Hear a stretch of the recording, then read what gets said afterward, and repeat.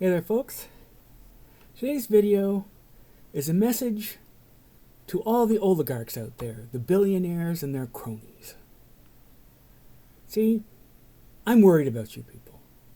I'm worried that in your bubble of wealth, no one has the guts to tell you what's really going on. I know that in your world of wealth and privilege, you're used to being surrounded by people who work for you. People whose entire existence is dedicated to keeping you happy. And that means that no matter what you actually tell them, they're strongly disincentivized from telling you anything you don't want to hear.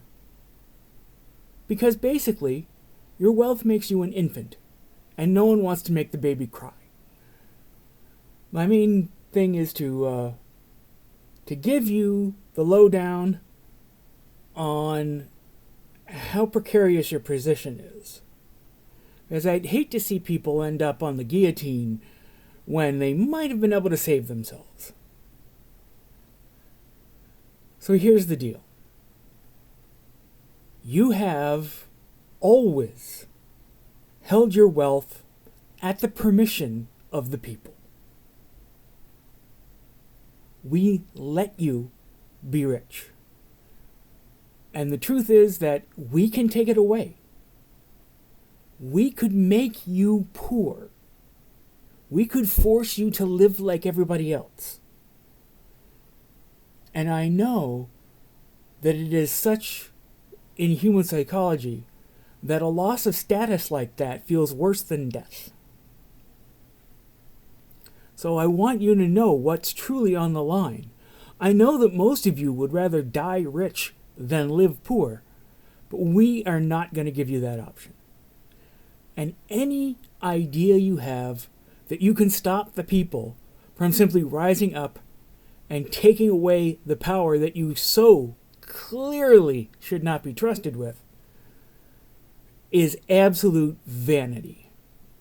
If the people rise up, there's nothing anyone can do to stop them. Recently, there was a protest of 500,000 people in Budapest.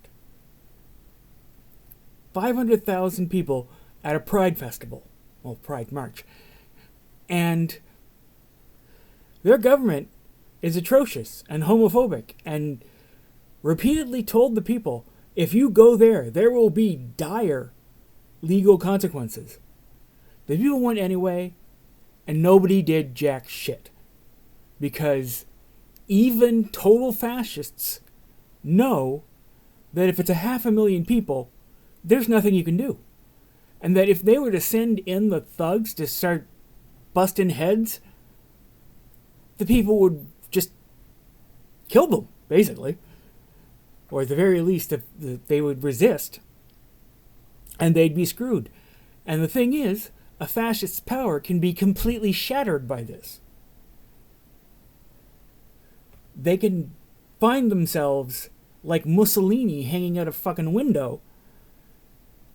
Because, as it turns out, if the people turn against you, you have no power. And you have always served at the mercy of the people in the sense that as long as you're just the rich guy on the hill, you're not interfering in politics, we have absolutely nothing against you living a ridiculous lifestyle, mega yachts, whatever, yachts with yachts inside them.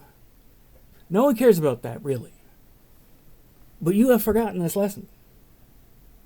That when the people are not doing okay, and when they can very clearly see that it is you and people like you who are making their lives worse, that's when revolution happens. You get a revolution when the average person does not feel like there is a path to them being okay. Even if they follow the rules and do absolutely everything right, some prick in a high castle is going to just screw with their family. Is going to take their benefits away, is going to fire them, is going to deport them. If there's no way for you to be safe, well, if there's no official way for you to be safe. There's another way for you to be safe, and that's to rise up and take the people who are hurting you and your family and possibly even causing them to die out. People will fight for themselves and their families. That's basic. And you have reached the point of decadence where you have forgotten that. You've forgotten that your tower rests on the backs of the people, and that the people can bring you down. Remember, the higher you are, the further you fall. It's not like the people are going to rise up against middle-class people, but the people in that high tower, they've got a long way to fall. Remember that. So consider this kind of a bit of advice. What you need to do is get yourself a decent leader, someone like FDR, cut people a new deal where they can feel safe and secure and like there's not a chaotic monster up there who could try and destroy them and their family at any moment. Put in rules to limit your own power, and then people will forget about you and your money. Don't be a threat, and we won't have to rise up and kill you. Or worse, just take all your money away. It doesn't matter how much you pay Pinkerton or any other kind of private security firm.